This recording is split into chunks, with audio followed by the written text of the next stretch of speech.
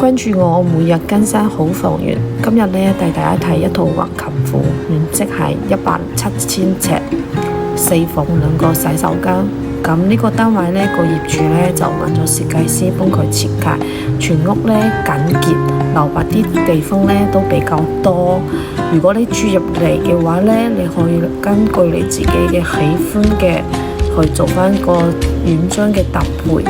咁有2個露台，南北對流。呢間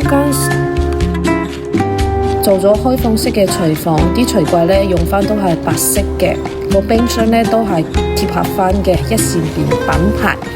咁個屋苑呢，距離橫琴口岸呢揸車只需要8分鐘啦，就好近。如果你喺橫琴返工或者喺澳門返工或者喺澳門讀書呢，可以考慮呢一套。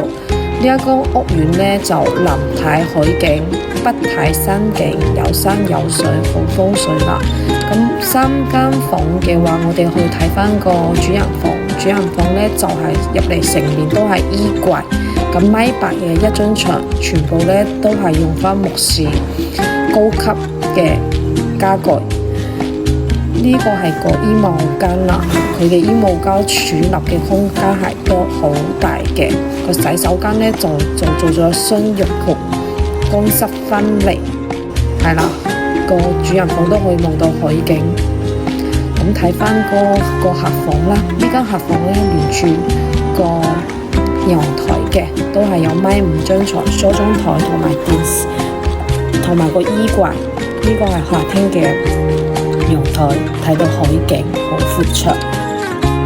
想了解更多可以私信俾我。咁我哋下期見啦，拜拜。